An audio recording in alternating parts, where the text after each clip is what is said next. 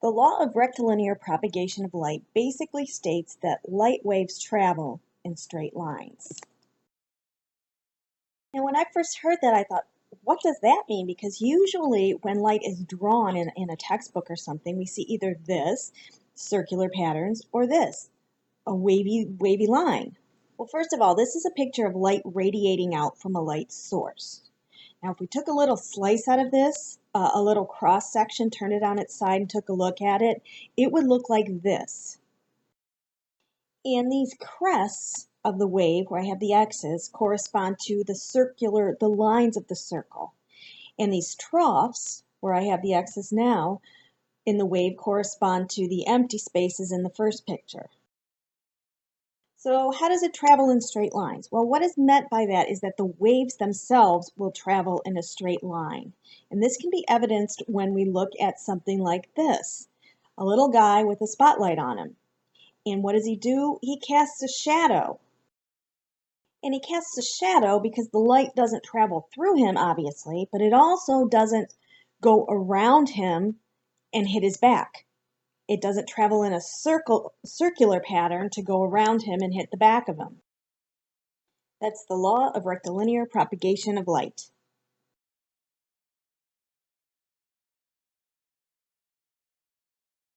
So, light is traveling in straight lines until it hits something. Once it hits something, it does three things. It absorbs, it reflects, and/or it refracts.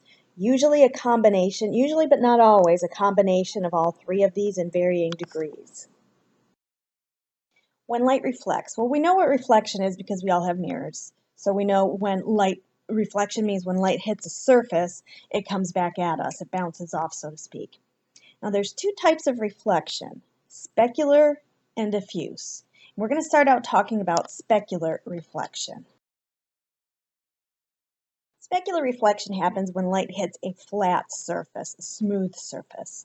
Now the ray of light that comes in and to hit the surface is called the incident ray. That's how I remember it. It comes in incident. And then when it hits the surface and it bounces back off, the ray that leaves the surface is called the reflected ray. And something interesting about this, if we were to draw a line perpendicular to the surface, just an imaginary line right down perpendicular to the surface, the angle formed by that perpendicular line and the incident ray would equal the angle formed by that perpendicular line and the reflected ray.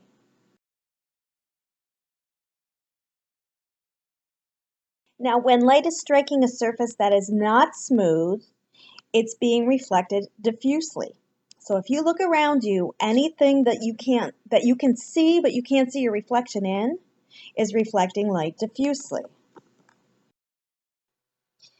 As far as reflection is concerned, the same thing's going to happen, but instead of the light rays being coming in and reflecting off at the same angle like they do on a smooth surface, all uniform, because of the roughness of the surface, the way that they're hitting and bouncing off, it's all going to kind of go willy-nilly, which is why you can't see yourself in a surface that is reflecting diffusely.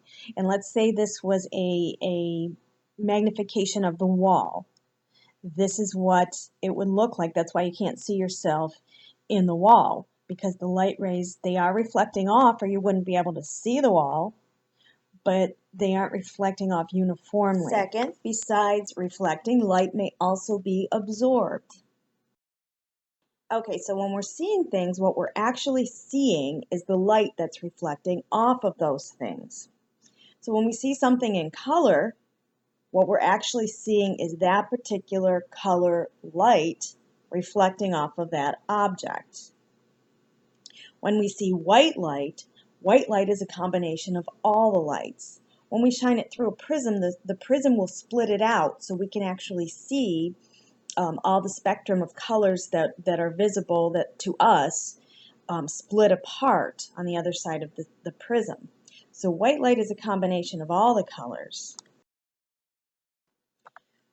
When we see an object that looks red, it's absorbing all the colors except red. It's reflecting red back to us. Something that looks black will absorb all colors and reflect back none. So what you're seeing is the lack of color when you look at something and see it as black.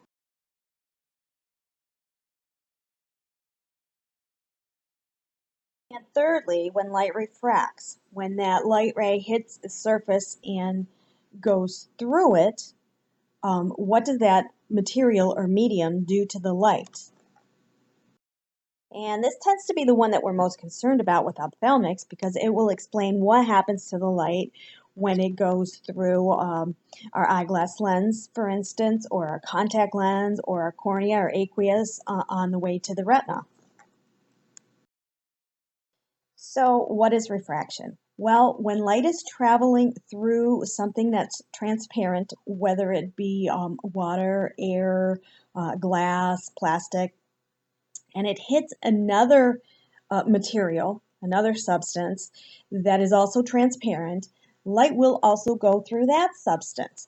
But if the two substances have different densities, the light will bend as it goes through the other substance. And that's refraction, a bending of the light ray. Now, something that comes in really handy in visual optics and ophthalmics is that we can determine, based on the angle at which that light comes in from one medium or material to another, and the densities of both materials, we can determine how the light is going to be refracted. And we can determine this thanks to a man named Willibrord Snellius, who devised this formula for calculating that. Now, if you look at this formula, we have something equals something equals something. Three things, they all equal one another. We're not going to need the V's, so I'm going to cross that out, and mathematically, it's just like doing this. And you can cross out any one of these three things, 5 over 1, 10 over 2, 25 over 5. You can cross out any one of them, and it's not going to change the mathematical truth of that statement. Okay, so we've simplified this formula just a little bit. Now I want to simplify this even more, and once we simplify the whole formula down, then I'll explain to you what each thing in the formula means. So first, in order to simplify it, we're going to multiply both sides by n sub I to start to get rid of the fractions. And that will leave us with just n sub r on the right side of the equation and a big fraction on the left side of the equation. So to get rid of that fraction on the left, now we're going to multiply both sides by the sine of angle r. And what we're left with for our equation, for our formula, is n sub I times the sine of angle I equals n sub r times the sine of angle r. And this is the simplified Snell's Law. Yes, we call it Snell's Law. Luckily, it's not Willibrord Snellius's law or Snellius's law. It's just Snell's Law. Okay, once again, this law, Snell's Law, will tell us how light will refract or bend. A light ray is traveling through a medium, let's say it's air, and it enters a medium of a second different density. Let's say it's glass. That light will be bent, it will be refracted. But where? It's all based on the angle at which it enters and the densities that it comes from and enters into. And that's what this formula is.